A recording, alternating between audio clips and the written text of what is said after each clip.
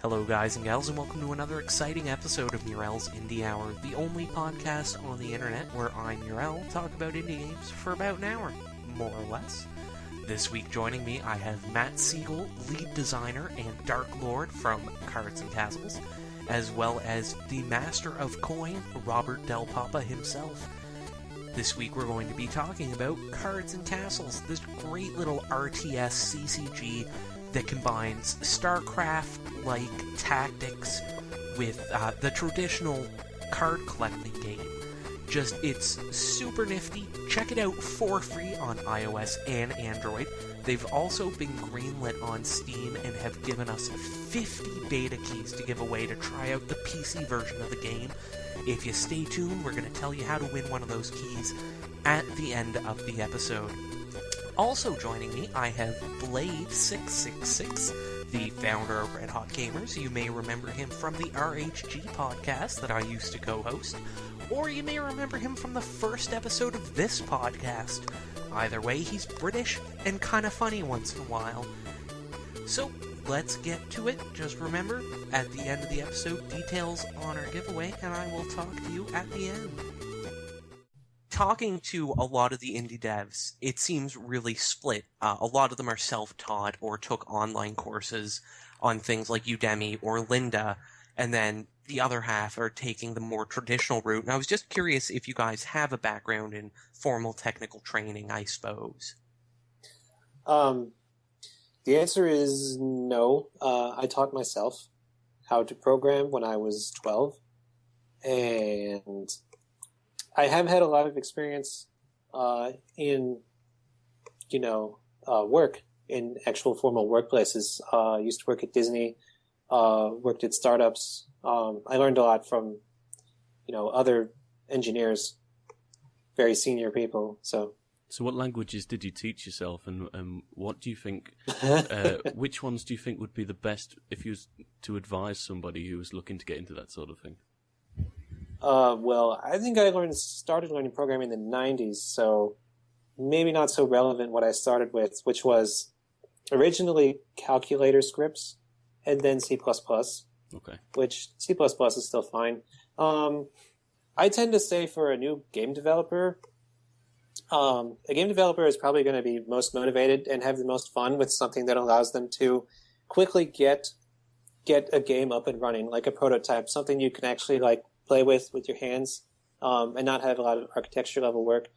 So I'd say going JavaScript or C# on Unity, probably a good idea. Maybe a Flash game. Robert, you're the master of coin in this operation. Can you just explain to us, it might be self-explanatory, what does that entail? Handles the money. Matt and I actually have very, very different backgrounds. So to the original question, I went to business school, so I have an undergrad in business with minor in economics. But I also learned some degree of, it was information systems focused. So there's stuff like C# and VB.NET in there, as well as, SQL relational databases. But I have my master's in business, so I do the marketing, monetization, business development, company creation, contracts, all of those fun things for the company.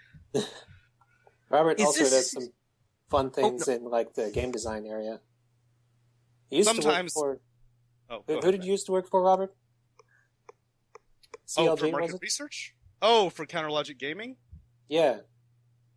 I have an esports background as well, so League of Legends, Dota 2. I don't know if you guys, follow the online scene, the professional scene there, but that's something I've done as well. I have some training in market research for video game market research. Wow, so you've been around a bit then. A little. Awesome. I'm warning you, Robert, at the end of this, you may receive an email with Blade's resume on it, or he may try to hire you for one of his harebrained schemes. Yes. Oh, okay. And I advise you ignore both. Especially if you get anything marked urgent, just delete it. It's not important. Got it. Probably a 50% chance it's just going to be a lolcat. Just Now, come on, you're the lolcat master here, not me. I steer away from the lolcats. Now, is this your guys' I guess first published game? Technically, no. But yes. Effectively, yes. This would be our first game. Now, I see, and I was just talking to Blade about this because we couldn't quite figure this out, but how many users do you have right now total on Cards and Castles? We've had about 800,000 downloads. Wow. User base, varies from, let's say, 10,000 daily to 50,000 daily. That's pretty impressive. You guys are officially the most famous people I have ever talked to. And I once met the Canadian Prime Minister, so, okay. They're the most famous people that have spoke back to you, I think is the proper way of saying it. We're not going to count all those fan mail that I sent to Johnny Depp, just because most of them may have been dick pics.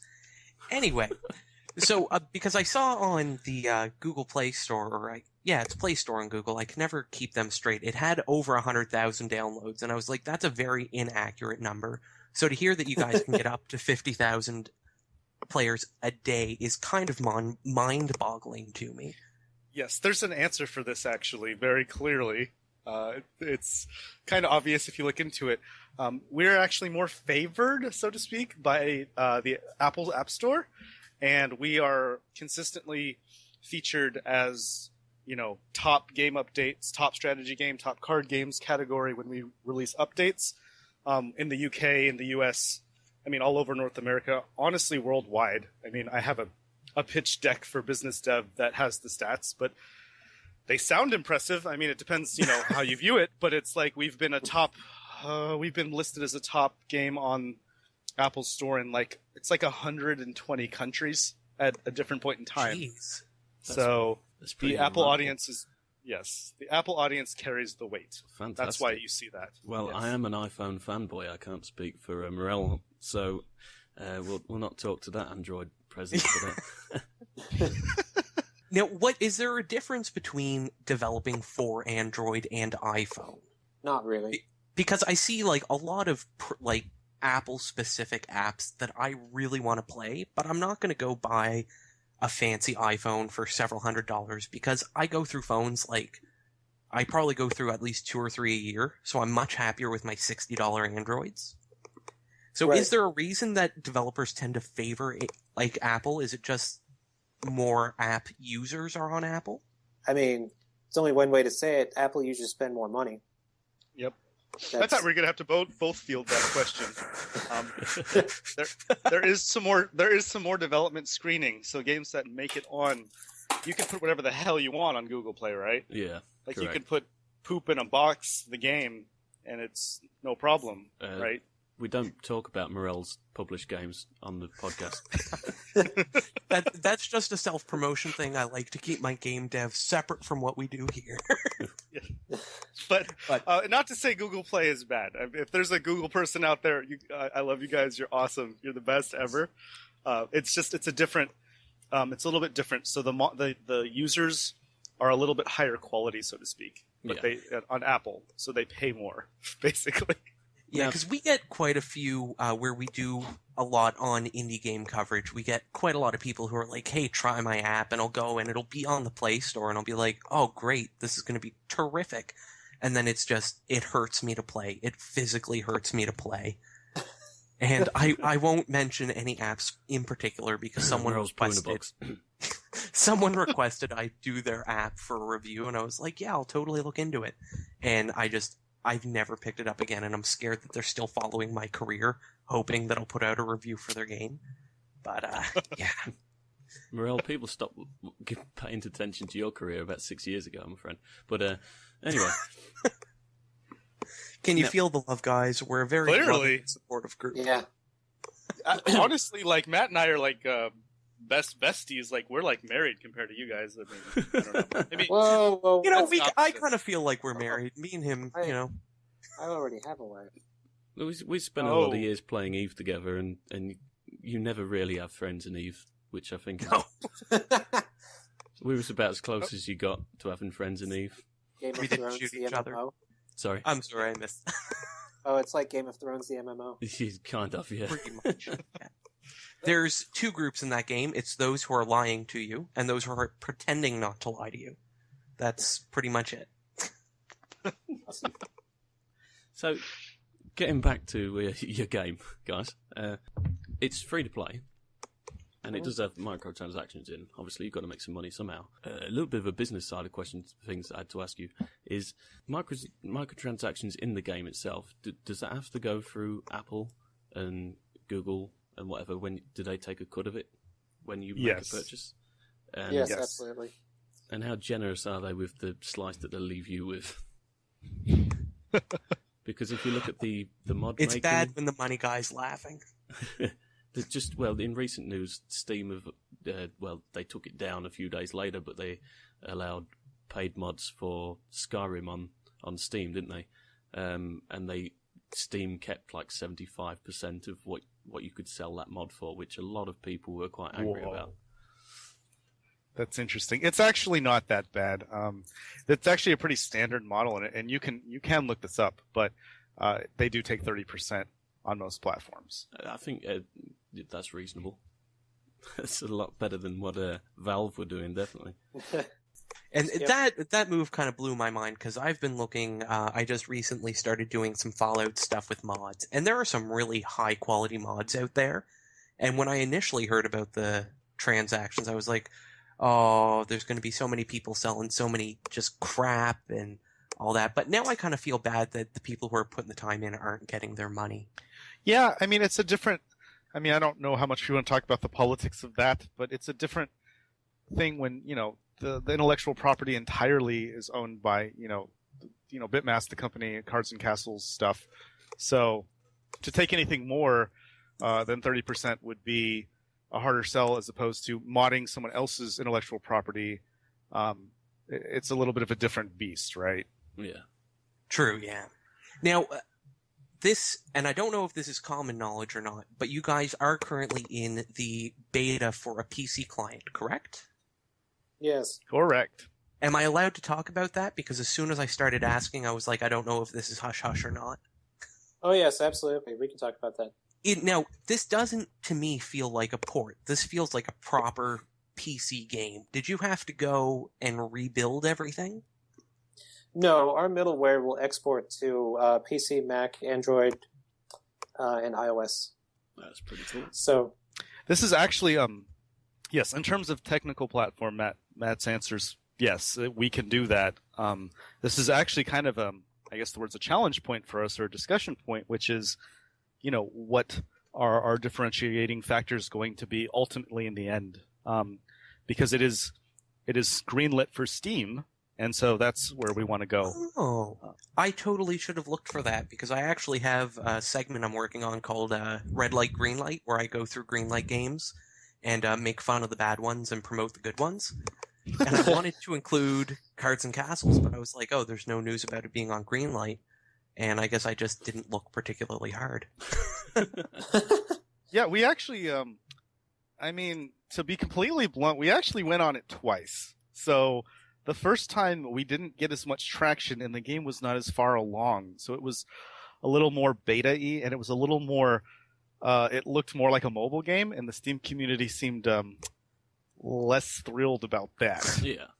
So now, I'll be honest, I find it plays better on the PC than it does on my phone. Matt'll like to hear that, huh? Yeah.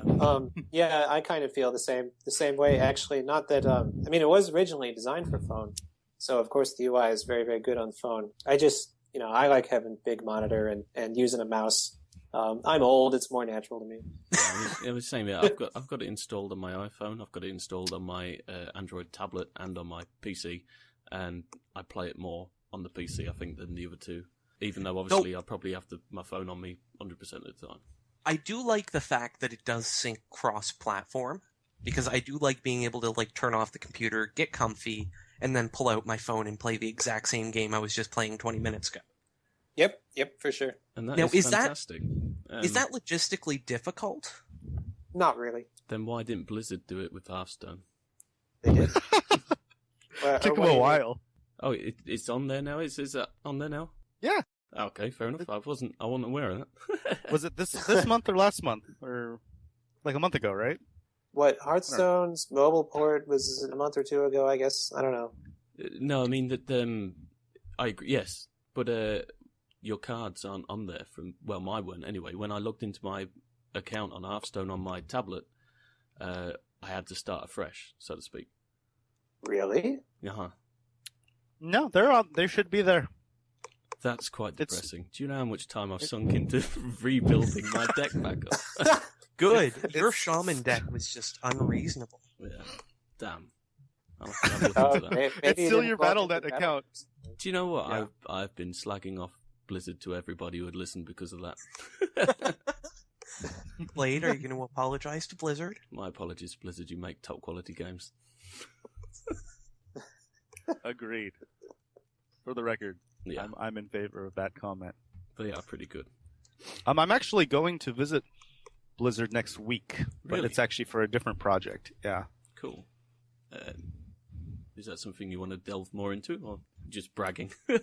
I'm just bragging and telling you how cool, how famous I am versus the Prime Minister. No, it has to do, I can't really go into too much, but it has to do with the launch of Heroes of the Storm. I'm not trying to, I have no reason to plug Blizzard's game besides that I like it. Yeah. But it has to do with Hearthstone and Heroes of the Storm, which, and basically the plans they have going forward for making them esports, which again is kind of my second passion. Mm-hmm. I'm not trying to steal the show here. Just if you're interested in knowing that, it's something coming around the corner to compete with League of Legends. Basically, is the TLDR on that. It's a bit more of a user-friendly version of LoL and Dota, really, isn't it? From what I can I'm gather from all it. for any esport where you can't make fun of me if I do bad. It is more I'm of a just gonna team throw game, that out so you can hide in your team's score there because you don't have a personal, there's There not you like go. kills. Yeah. Because I know, That like, is right something. now, I'm into World of Tanks, and I would love to see that become, like, a super well-recognized esport. But I also play artillery, and anyone who's not familiar with World of Tanks, that's just, I essentially one-shot people from across the map. And I've been called Sky Cancer at least 3 times in the last 2 days. Sky Cancer. Like, and that's just if I'm That's what good. his mum calls him. Totally different reasons, though. It's not a good spectator sport when you play like that. That's actually pretty horrible. For just my opinion and for an esport perspective, you're actually hurting the scene by doing that. People don't want to watch Sky Cancer, right? They don't want to watch someone sit there for like several minutes and then like one shot. Okay, Well, it's in all not like fairness, I get, like, an aerial look down of the map. You're not just staring at my tank sitting there completely still. Oh, I know. I play myself. Yes, I understand. So getting back to castles and cards, we spoke about Hearthstone there. I mean, obviously inspirations for the game. Did you guys play Magic the Gathering?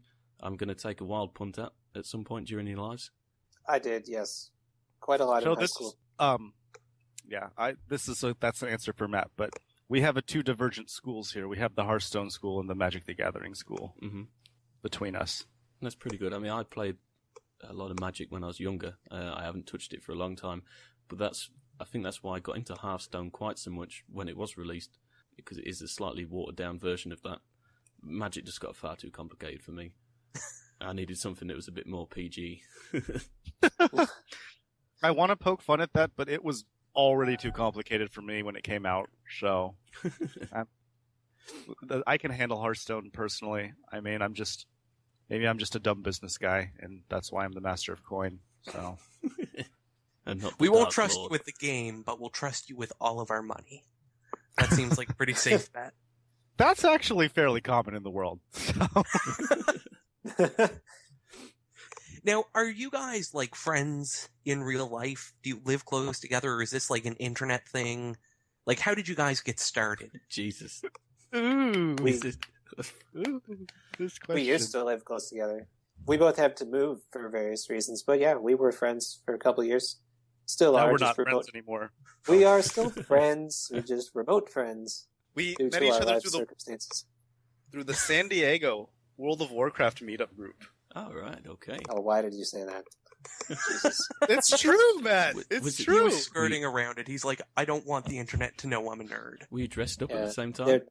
There were like 3 normal people there. Robert was one of them. Yay! Oh, you didn't count yourself? No, I counted myself. Oh, okay. So there was 2 normal people plus 1 normal person, and I'm guessing Leroy like Jenkins a dozen. has got to be the third person, Yeah. surely. Yeah. Hey, if he seems cool, whatever. And he has tacos. So, Thought it was chicken. oh, it might be. Yeah, I'm pretty sure it was chicken. I may have just lost all my nerd cred right there. Yeah. But where did you get the idea, I guess, to implement the tactical bits? Because I feel that's what really sets this apart from Hearthstone. If I'm sitting there and I'm against a hunter, I kind of have a good idea what he's going to do. But if I'm rolling, I'm personally pretty fond right now of red-blue Vikings and Warlocks for those who aren't familiar with the game. And if you're not, why aren't you? So it's like if I see another red-blue deck, I don't know really how they're going to play it, and there's different real tactical things that can turn the entire tide of the game. Well, the short answer is that this project was initially not a card game. It was initially a strategy game. Okay. We kind of wanted to bring StarCraft-ish gameplay to like mobile and turn-based stuff. But we had like a system where like you had different spells that were in a deck, and I wanted to let people customize them. And then I said, hey, this is a card game. So we just made it a card game. So it was really the RTS elements came first, and then you realized that you had already implemented the cards. Yes. Now, what decks do you guys use? Or do you, at the end of the day, do you not even want to look at the game anymore? Oh, no, we played. We've been playing a lot recently against each other, actually. Yeah, I Good, like because that's Pirate- going to be my next question. I like Pirate Ninja Rush decks. Who's the best? That would be Heck? me. Yeah, what is your last record against me, Matt? Beta testing doesn't count. Of course it is. There you go. Fantastic. I actually like I like the deck style too. I actually do play Vikings Warlocks or Vikings Nice. Ninjas. I like Vikings is always a core for me. I love them. You know what? They have so many cards that I don't think I could play without. And I don't even know why, because I feel like each color more or less has similar cards overall with a few like different things that make them special. But like Ragnar, I couldn't live without him. I hope I got that name right. Ragnar. Yes. And Soulless Pumpkins. I like those, but I think they're right? Yeah, they're neutral. Yes. I don't even know why I like them. They're probably my favorite card. They Next were a to Halloween Lumberjack. promotion. Oh, that would make a lot of sense, actually. Yeah. You guys have just released an update for the game. Can you just go through roughly what is involved in that? Sure. Yeah, we're doing a ton of. We're on a train of doing a ton of updates before we get on Steam. So we had a new card collection UI. We redid all the music because we felt like we could have better quality music. We redid a lot of pretty much all the spell graphics. Actually, again, those could stand to be higher quality. And we made the foil cards. So you have foil cards, which they're kind of subtle, but in our new update, when you use a foil card in game, it has like a different special graphic, like different like green fire effects and stuff like that. That's cool. Are the foil cards? They're just to show off, right? To be like, Yeah, they're I just have to show off. rarer cards than you.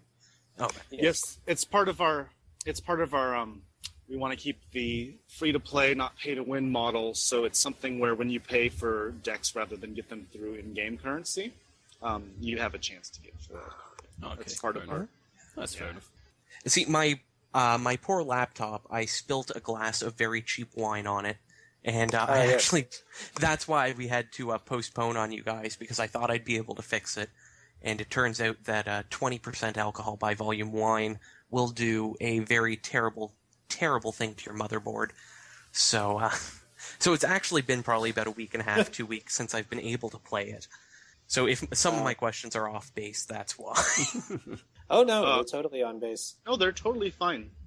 How many guys are involved in this process, and did you start with that amount, or did it start off as a sort of 1 or 2 man project and build from there? Robert, you can take this one. Oh, well, you're the founder. Yeah, sure. The team's fluctuated around, so a lot of it is it's a group from San Diego. I don't know if you guys are familiar where San Diego is. I'm not always sure where. That's like down near Peru, right? It's close. No. Close. California. You're very close. There's a group of, our art director who's also worked with Matt at Disney, and some other startup studios there with him. Another friend of Matt's and mine from San Diego is our community manager and also a game designer there. Also, if you've spoken with Cora is Matt's wife. She does work on she does a lot of marketing with me and some card design ideas, and she even has a card art in the game, but I'm not going to say which card it is. Is it the Soulless Pumpkin? No. She would have won major points with me for that one. And we've worked with, there have been others that have come and gone from the team, but a lot of people from the San Diego area, animators and things. So their core right now is five of us working on the game, but we're looking to expand that in the very near future. That's awesome. How long did it take to develop, roughly, from scratch? I mean, all said and done, about 2 years. A lot of that was, again, working on, a very sort of different game with the whole original RTS concept. So how long did it take you to get to that sort of first point, the first time that you put it up on Greenlight or whatever, so you could get some feedback, I suppose, from... Oh, well, we actually launched a year and 3 months ago, so it was actually about 9 months to launch. That's not bad at all, really. Yeah, but I would say that our launch product was not really complete. Yeah. That's fair. I mean, that's the bonus of things nowadays. So the way that things work, I mean, you can just patch the hell out of everything. Oh yes, absolutely. Truth be told, if there's not a release date patch now, I'm just a little disappointed. Yeah, we need to get a new release date patch, Matt. By the way, right after this call. Well, at least it ain't going to be like, what was it? The GTA one was like 15 gig or something ridiculous like that. Holy crap! Yeah, exactly. I think my brother actually had to go buy a new hard drive for his Xbox when he first bought GTA 5 because he put the game in, and then it was like you need to. I want to say it was probably 7 or 8 for the initial console launch. And he didn't have that much space on his hard drive. But I guess, what going forward can we expect from this game? We're going to tighten up our gameplay, make it even better. We're going to really tighten up our user interface. Not only is it going to be much better, but it'll also be more friendly to PC. We're going to get those scroll bars and stuff in. And lots of new content. And Steam. We are going on Steam. That'd be beautiful. And Matt's going to make the game easier for noobs. Yes, I am. It is actually a major priority right now. In that case, Murel, you might be able to do some decent plays. I'll have you know, I'm a rank 4 at the moment. Ooh, that's good. Now keep in mind, listeners, that our ranking system is the reverse of Hearthstone. You have to go up from 1. Yeah.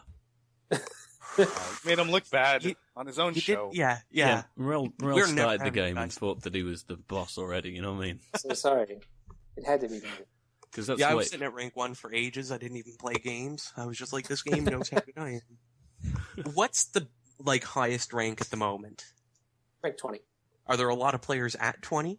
Not so much, no. We have a leaderboard of the top 100, too. And are either of you two in that top 100? Nope, not me. No, I'm not. This is actually, I'm really glad this got brought up because I'm always really curious if the devs are literally the best at the game or if sometimes they just sit back and they're just like, this one fan is better than I will ever be, and I know how everything works. These are a cohort group on our forums that are extremely hardcore players that play like literally hundreds of games a day and report on everything ever, right? Wow. And there's a small, I don't know, 30-ish of them maybe at max that like are very, very, very good, and they play substantially more than either one of us do. I don't know what else to say to that. Just like Matt, the Dark Lord is very good at the game. If you ever get lucky, you might run into a match with him. I probably don't play enough anymore because I've been doing a lot more beta play, which is a little bit different model. But yes, the answer to the question is there are certainly people that are much better, and in particular, we have our community manager that we hired. CJ is one of the best players, I'd say, in the game. So he kind of represents our dev team. Like, one of us is that good, right? So Is it rewarding to know that people love your game that much? Like, something that you've put so much time and energy into that they just like it that much? Yes, it's very rewarding. I mean, I made the game so people would play it, and I'm happy they do. Are you surprised at how successful it's become? Yeah, a little bit. I mean, we've come a long way for the size of our team and our funding, or lack thereof. Well, are we going to do a pitch for funding on the radio? Yeah, on a podcast? No, it's not. I meant Essentially, initial guys, funding. if you guys want to support the game, just go buy a ton of premium currency. Ooh. And make sure that you buy 30% more than you want, so they get the full 100% you intended to give them. Actually, do you want to explain that math to him, Matt, or no? Is that No, I'm not going to do. okay? Well, I won't burst It's actually your bubble. 1 over 0.7, but yes, I'm not and going. also, don't buy them in Canadian dollars, Murel, because they'll be worthless. Yeah, buy them in pounds sterling. British Absolutely. bastard. You know, we could jack up the price in different regions, so we could change the UK pricing temporarily if you want to super support us. You know. Oh, we can't do I that on should Apple. shoot you guys an email every time that Blade talks about getting premium currency, so you can make it like 3 or 4 times more than it's actually worth. Yeah.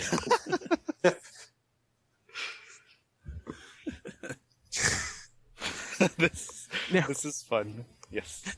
Here's the question that I really want to ask. The whole reason that I set this whole thing up, that's a lie. This only came to me like 5 minutes ago. But would you guys be willing to put in 2 cards? They need to work in tandem. It's me and Blade, and you instantly win if you play them both. And I'm the only one who's allowed to have these 2 cards. What is that called? Exodius? Oh. Yo, Yu-Gi-Oh thing? reference. I like it. Well, yeah. You gotta I'm have actually- dragons of every skin color and eye color combination. Can Murel be like Spider Pig and I like ride his back? That would be so cool if you had to play like the man, and then if you played the rider, it just became like 3 times more powerful. I've got it. You're Spider Pig. I'm sat on your back, and then I get my lance out of my whatever, and it like takes the whole board up. That's how long my lance is, right? Does that sound like a good You can design? poke any enemy to death, That's right. like right on there. So Actually- I know there was an actual question in there, which is Is there an age rating on your game? Before I start talking about my lance anymore. possibly there is. It is a what is it? 9 plus, 13? I believe. 9 plus. That's Yeah. right. Yeah. No lance discussions. But you do a bit of sex ed at 9, don't you? I don't know. I can't remember. Things are a bit weird over in Lincolnshire primary schools. And normally in the rest of the developed world, sex ed they talk about 2 humans versus where you learned it about sheep. That's right, and spider pigs. Wow. How do I'm spider gonna have- pigs mate? I'm gonna have to edit so much of this out. Do you just go Australian there, Rob? Or was that a question? It was a question. It was, Wait. I'm There's a pretty sure I question, heard a mate in there. how do they mate? Well, I You know, suspect there's eggs involved. But Spiders they're lay eggs, pigs. right? They're mammals and arachnids Yeah. combined. Yeah, but Arachnids. platypi are mammals that lay eggs, don't they? I feel like I should have Googled that before I said that, but I'm 90% sure platypus lay eggs. But back to the original question. My goal is right now to try and convince every developer to put me in their game. So you need a Murel card. I don't even care if it's useless. I Sure. have a whole deck of Murel cards. Yeah, that would be more of a novelty if it was absolutely useless. It's like, for fuck's sake, I've got a Murel again. But they're all foil. We actually get questions like this, and Matt and I have the same answer. It's different answers at the same time always. And mine is, how much will you pay us? And Matt's answer is no. So, no, we will not put you in the game. Oh, I tried. It's worth a go. You know what? One of these days, someone's going to say yes, and I will be so excited. Platypus do lay eggs. Well, there we go. We've learned. I was Googling that while I was We've learned something important on this podcast. I am the purveyor of useless knowledge. Murel, didn't I start making a game about you once, but I won't repeat its title on here. Oh, the title was fine. It was the content of the game that was wildly offensive. It was called Blade's Adventure, and it was about a 45-second RPG. You could only play as Murel, and the innkeeper hit on you until it was awkward. That was the extent of the game. I don't think it'll be able to get up on Greenlight, but, stranger things have happened. You'd be surprised, I think, looking at some of the things that are on Greenlight. Not that... There is just so many interesting games available on Greenlight right now. But I guess, what was your guys' experience on Greenlight? Because I'm always interested to learn about how the back end of games going from idea to distribution runs. Like, did you find Greenlight was a positive experience for you guys, or was it a necessary evil? Before we went on, we actually we had discussed it a lot, and we had gone on twice, like I had mentioned. So basically, it was kind of being perceived as a necessary evil originally. This is not a very fancy answer, because a lot of times you want to hear about the magic, but now you're going to hear about the wizard behind the curtain, right? Which is, the second time we did it, we had such a strong mobile user base that we just told them to go vote for us. So if you don't have Steam, you don't have a computer, go find a friend that has Steam and a computer. Find 3 or 4 of them. Brilliant. Take somebody's child hostage if you have to. Just do it. Hey, it's a good marketing strategy. It's fantastic. We didn't, right. So I don't want to we didn't force anyone to do anything. We just suggested that it might be something, and our base had gotten big enough to where we were on there for month and a half, but a large section of the voting base, I don't know, probably half might have been our own current base wanting us to be there. Yeah. If that makes sense. Yeah. Because I know a few weeks ago I spoke with Kyle Kern over at the University of Utah, and the way that their programming class goes, it's called, I'm going to get this wrong. I always get it wrong. Mm-hmm. Entertainment Arts Engineering. And you take one of 2 routes. You either focus on the graphic design or you focus on how the game actually works. And for them to actually graduate, their game has to be published. And they were kind of telling me it was kind of the same idea, that it was a necessary evil. You had to try Steam. But they were telling me that there's games that sit there for up to a year, and the developers have pretty much just given up, and then it gets greenlight out of nowhere. Yeah, we actually... ours experience is very different. Ours was still up for a long time. Maybe, Matt, you actually know, right? I think August through January. Just sat there. That was the first one. And then we went to one of the PAX, the PAX Expos, right? And we were talking to other indie developers and having people play our game, and we got re-inspired. They're like, "Why isn't this on Steam? Why isn't this on Steam?" We have a campaign that's been there 6 months, right? So then we kind of got re-energized, and it's like, all right, everyone said this, let's relaunch it this time. Let's put more bells and whistles. Let's put more weight behind it. And we just, so we sat there a long time too. The second time around, our numbers went up very quickly for positive. Yes. Again, it was probably because the base had increased several fold. in that time between. And so all we did was put some in-game news saying, we're on here. Give us a vote if you wanted to see it. And I mean, it was, several hundred/thousands of people. So it went a lot more accelerated. The curation period was not that long. I mean, we posted the updates we had. We kept the game going in its current pace, and we basically got through in about a month and a half that way. Did you find that people offered constructive criticism, or was it just complaining about everything they could complain about? I'm going to say it was the second one. I'm sure something was constructive in there. I don't know. Did we take any of that, Matt? I have no idea. He's just trying to forget about the whole green light process. He's just pouring himself a stiff drink. He's just like, the war days. Bourbon, please. So, you know what? That was what I was going to guess you drank. You seemed like a bourbon fellow. What is it?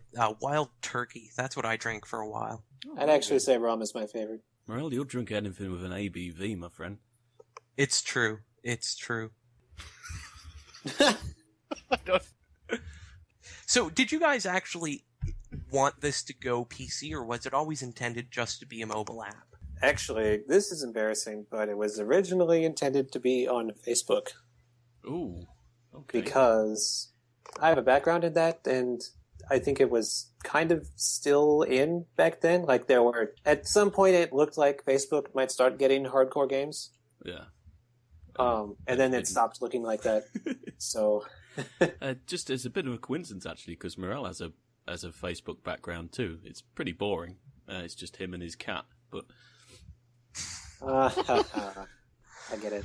Oh, that dry British wit. How would we survive without it? Yes.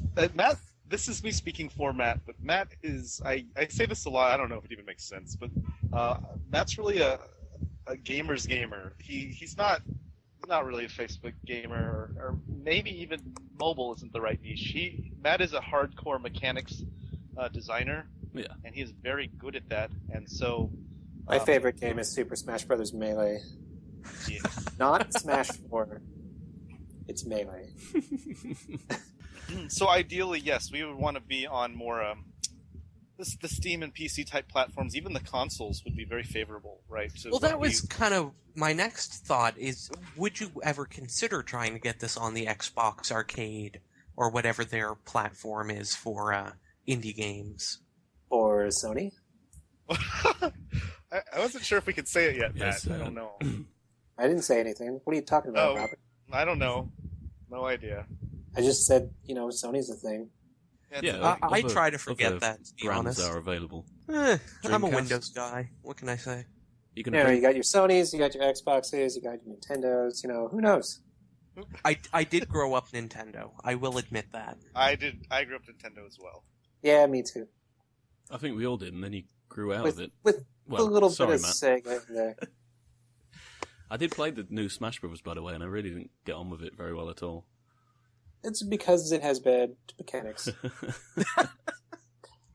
That's fair Don't enough. get mad on Smash Brothers, please, God, no. Please. When we go to our booth events, the Dark Lord literally is like, we were there and it was just the two of us at one point when Korra was like gone, and he's like, "You have to play me in Smash now." I'm like, "What? There's no one's here at our booth," and he was like, "Too bad, Robert. Like, we're going." And he just pulls out the console and whips off a sheet, and there's a flat screen waiting for him. Con was Something like that. They had Melee. We had to go make a point. I don't want you guys to take this the wrong way, because this is more my perspective on how big we are compared to you guys. But when I was kind of expecting your player base to be like 150 to 200,000, like tops. So coming out to find out that you have almost 1 million downloads and finding that you're going to these expos, I'm actually a little surprised you're willing to associate with us. But what does the expo part of it entail? Like, do you guys travel the country just showing your game to people? Is that a common thing? Yeah, that's absolutely. It's usually before games are launched. It's usually a lot. There's a lot of core group of indie developers trying to get their name out there, and you have to do more hardcore on-the-ground guerrilla marketing, as they call it, because you can't have Kate Upton in every ad in the world. I am so sick of seeing that ad. Well, oh I'm my sick god, of I'm seeing never the going ad, to not play the that cleavage, game. But and so it's part of the strategy, as it were.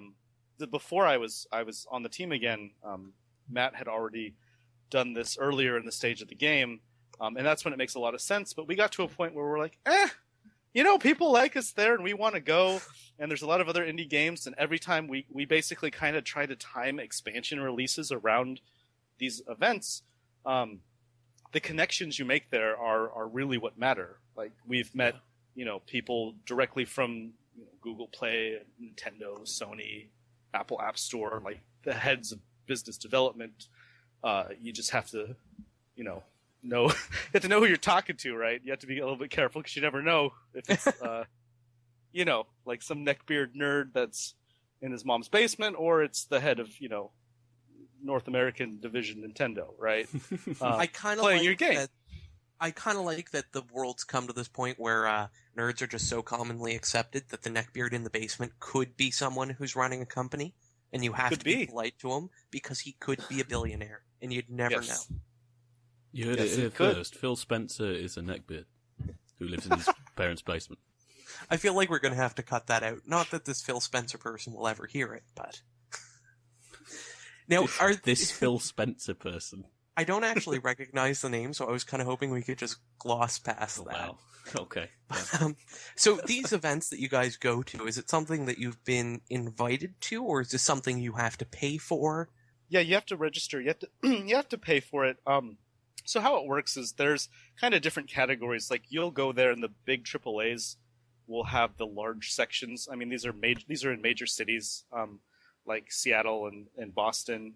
And the first time they ever did it, one in Texas as well, in San Antonio. You'll see the Riot Games, you'll see Blizzard, right? You'll see Valve there, and different Steam games there. Puzzles and Dragons is, a mobile game that was also there, but they had a very large, their own section. The Twitch streamers are all invited to these things, like the North American streamers that are really famous. And then there's kind of a smaller section where you pay for your own booth, and the indie game section is kind of its own. Not that it's like 3 buildings down. You're not yeah, allowed it's kind of like in the next city. Yeah, there's sometimes one or two people will cross over and stop playing League of Legends to come talk to us, but no, it's actually pretty nice. There are a lot of people there. Frankly, to be honest, a lot of people just want free swag, so you have to have that. Like, this is a big deal, by the way. If anyone is planning to go to an expo, you have to have buttloads of pins and magnets and stuff. Otherwise no one will talk to you. So that's actually the most important thing to learn. Pretty much of the whole thing of going to events. But once you get that engagement with the audience, they basically have a chance to play test new expansions, or do multiplayer against each other, or whatever you're trying to demonstrate. And you can do beta sign-up lists there.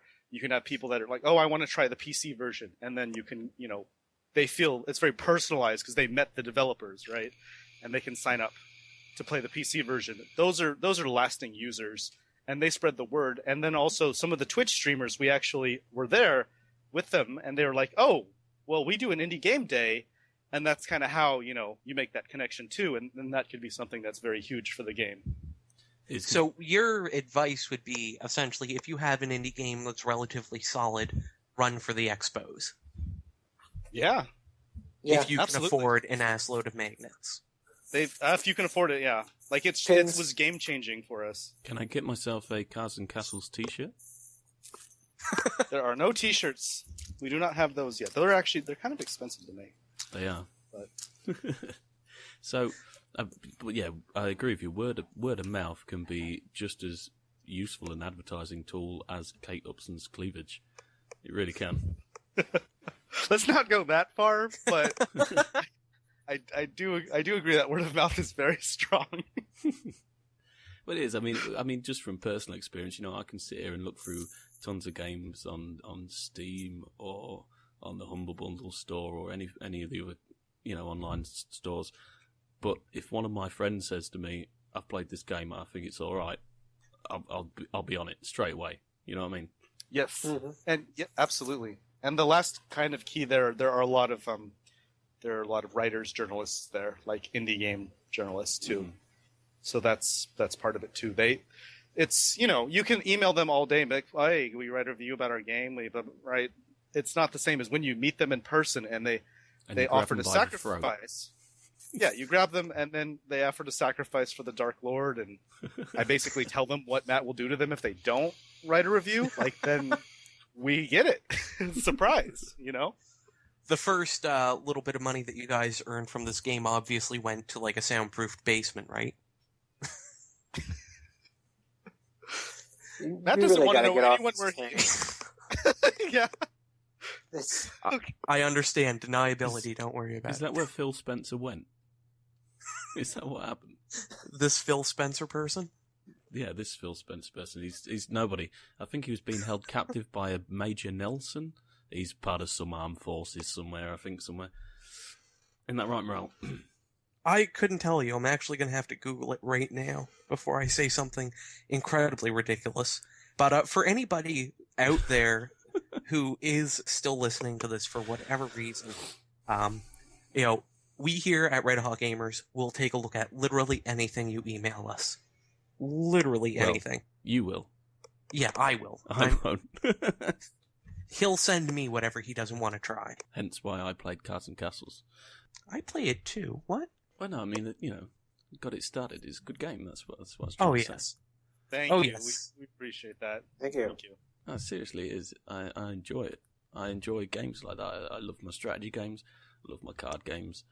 And having a mix of the two is absolutely brilliant. I mean, and there is strategies that you can use in the game, like the taking of the towers and whatever on each side. That is a brilliant little mechanic to put in. Well done, Matt. Was that your idea? I take it. Yeah, that came from the earlier strategy game. It was a holdover. Mm-hmm.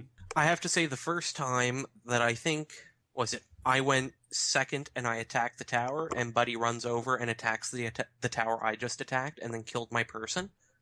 I was so ridiculously upset about that. And then I was so ridiculously upset that I had never thought of that. So then he did that to me in the next game. And I was like, damn. Yeah, and I took total credit for it too. I totally pretended I came up with that. But I have to say, it's a very well balanced between the card collecting and the tactical RTS. And it seems just so unique. That's what really caught our eye about it. Cool. Indeed, it is. We look through a lot of games, and should we mention this, Robert? Oh well, now you have to mention it. Which thing? The beta. It's not. No. Rude. There's a beta. That's all you can know. No. We're considering some things. Now, will you be considering adding different, I guess, I want to say maps, but I really mean like styles of the layout of the board. Is that something you guys are considering, adding maybe things with towers or things with different obstacles to make different maps a little trickier, or different strategies needed for each map, kind of like you see in the campaign? Well, that's mostly something that really sticks to the campaign. I don't think we have any real plans to go that direction in multiplayer. We kind of like the purity of having a very straightforward competitive experience that's consistent. Yeah, I agree Fair enough. with that. Anyone who's watched any of my FIFA videos that I've done, I hate if I get a match in the snow. I hate it. I might as well just turn it off right there. I suppose that would lead to some decks you'd just have a terrible draw and it'd be really good without a water hazard, and then you get a map with a water hazard and you're like, oh, well, he wins. Yeah. Yes. This is kind of just, we're not committing to anything, but this is general discussion-wise. We have discussed it. It would only really make sense if you probably competitively, if you knew what you were getting and maybe could possibly opt out. Again, not saying that's any plans of this, but just theoretically, right? Like, you could avoid having snow, for instance, or you could build your deck predicated on the map you're getting, because if that affected, your strategy and your deck building, you would be very angry if you got the absolute, most tower clogged map and you had no ranged units. It could be a thing. So, yeah. That's cool. As for the future, where do you see CNC going? Or even other projects? Is there anything else that you're thinking about at the minute, or is it's solely focusing your thoughts and ideas onto cards and castles? Matt, why don't you tell them a little bit about? We don't want to take too much time, but Warlock Academy a bit, the expansion, the concept of it, maybe. Okay. And yeah, that would be well. We're going to be doing more single-player content and a lot more cards. Warlock Academy kind of has like a little School of Magic-y theme going on. I guess like the Warlock Academy is the place where they train warlocks, and it's kind of a central aspect of the Warlock Society. And we want to get into that a little more, and kind of like the goofy kind of stuff that would happen at this university or around this university. So we're going to have like professors and like flying books and, suits of armor that animate and march down the hallways and stuff like that. Awesome. So realistically, anyone who's into the game right now can expect just tons of great content in the future. And anybody who's not playing it yet, why the hell not? Come on, guys. I like that. Yes, that's very yes. That's certainly so. That is the next slated expansion, and it does have some. Every expansion has some mechanical changes to the game in the sense of we usually introduce a card type of mechanic that wasn't there before to make it a little spicier, right? Mm-hmm. So that's always a core of what we're doing, as well as Matt said, having single player to kind of thematically match that. But in the broader spectrum of the company, we have been in talks with different console platforms about potential for that, but no promises there. Certainly, though, they are very receptive to having us. Different vendors would like us on there. So that is one thing that could happen. This could be on your favorite console. It's already on my favorite console. I'm guessing Murel's favorite console isn't going to be one made by Microsoft. My favorite console is currently made by Acer. Thank you very much. Yeah. I'm a PC gamer for life. I know you guys couldn't see it, but I threw out some gang signs. I felt them. Yeah. But yeah, we do have aspirations of potentially having obviously other games that would be, if we have bolstering of our lore and the theme of our game, we could potentially have, maybe an RPG or something that uses similar characters and IP for other games. I don't want to sound like we don't really know. We have some ideas, but we don't want to, commit to them now and then realize when we listen to this, if we ever listen to this like a year from now, we're like, wow, that was a stupid idea, Why did I say that? But we are in talks with another studio as well to possibly merge, and that would mean more games from a bigger Bitmass studio if that happens. Fantastic. World exclusive, is that? That is actually it is. Yeah. Fantastic. Great, now we're guaranteed views. Excellent.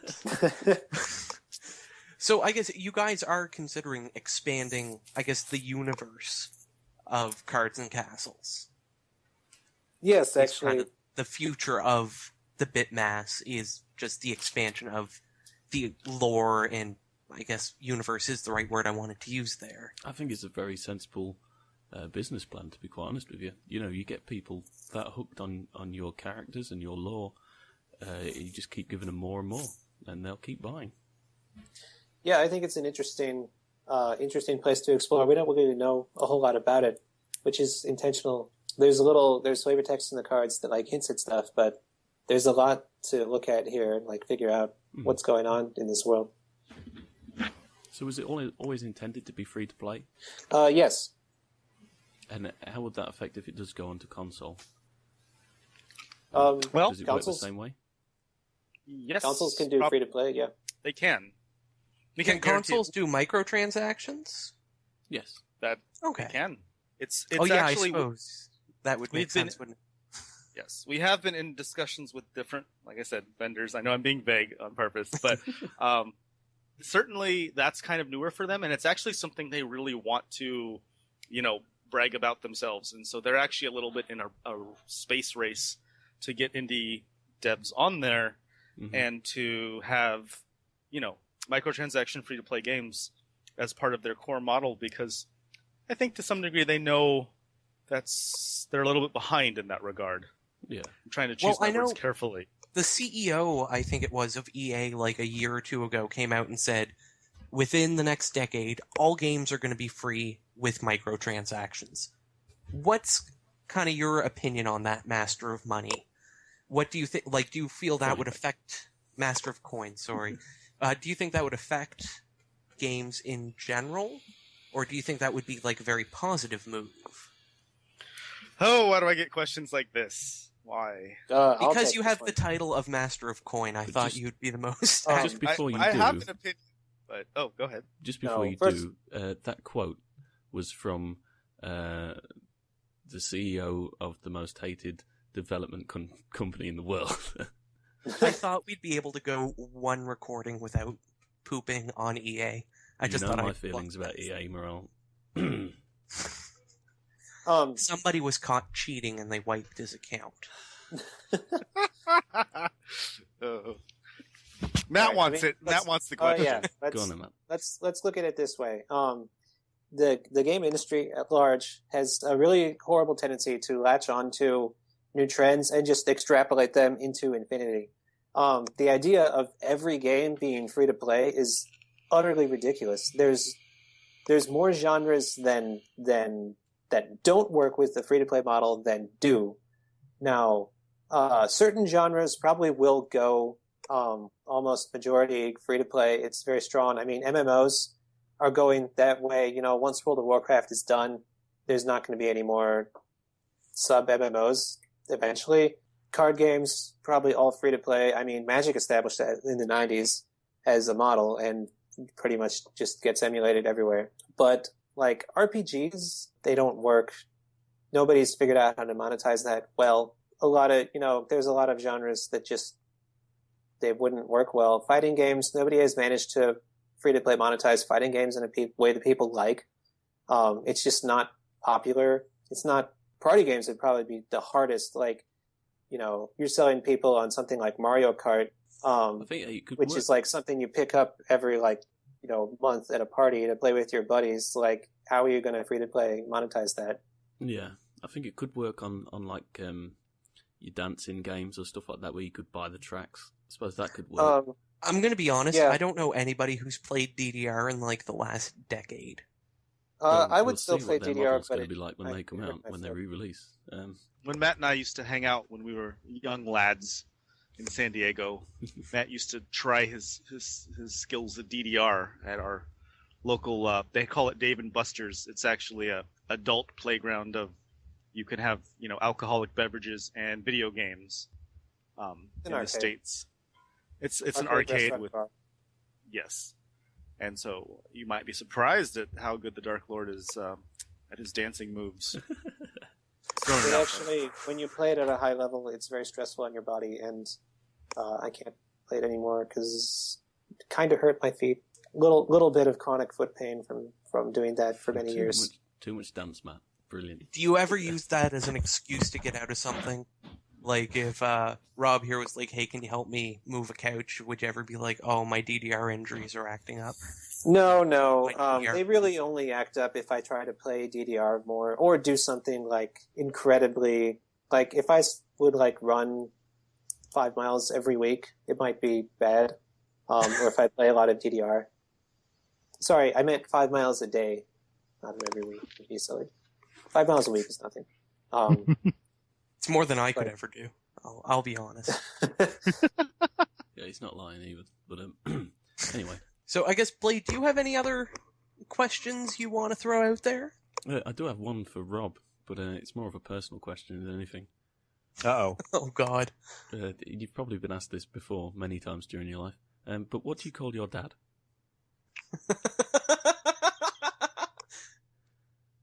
Is it Papa Del Papa? Can we just cut? Can we just cut like here? And that my sister actually does call our dad Papa Del Papa. That's it is fantastic. Actually a thing. Yes. Beautiful. So that is your real I name. I call him Sir, or I get beat, even as a 30-year-old. So that's the answer to that. Mr. Del Papa doesn't have a great sense of humor, then.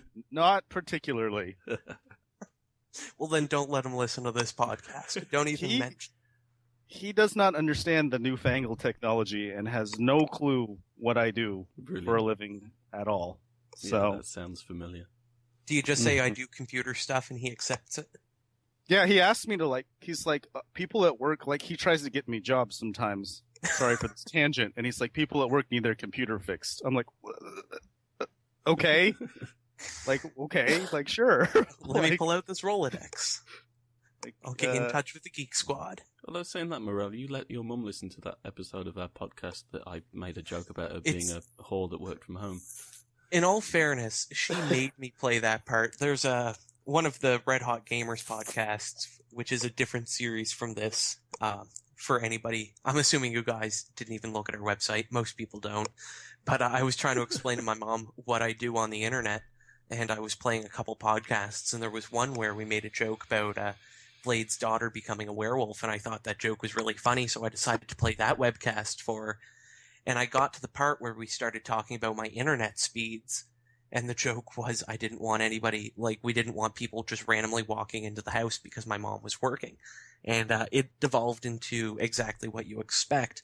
But by the time I realized we were into that joke, I was like, oh, I'm just going to skip this because it has some jokes you wouldn't appreciate. And she's like, no, I want to listen to this. And I was like, oh, God. God.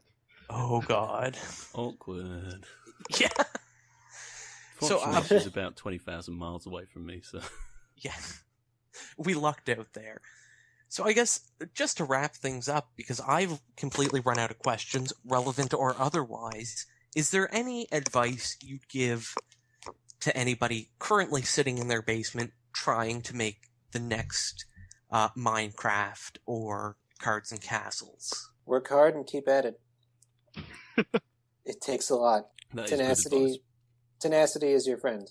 It's you'd think it's quite simple advice to give, but it really is just that.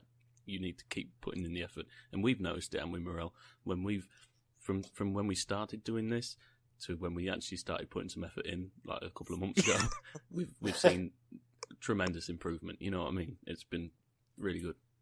It's true. We sat down one day and we were like, we have to stop being bad at this. And we stopped being bad at it.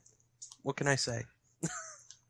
I actually have something to add too, that this is something that Matt's reinforced and I kind of taught me, I'd say, here, which is, part of when you're developing a game, I mean, this is largely what, Matt's at the helm of this, is you get caught in your own game, right? Mm-hmm. Your own mechanics, and you can't remember how to look at it as with a child's eyes.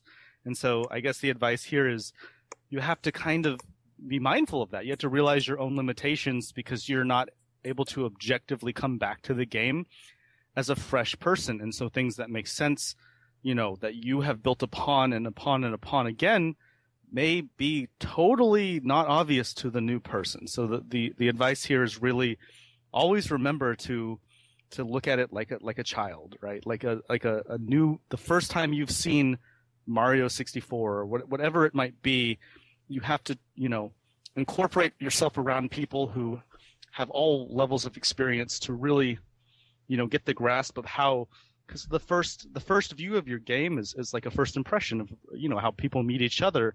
It's monumentally important. So that would be the advice there is, just, you have to be aware of that and you have to really kind of force yourself to look at it that way. Anyway, I guess I'm going to thank you guys for joining us.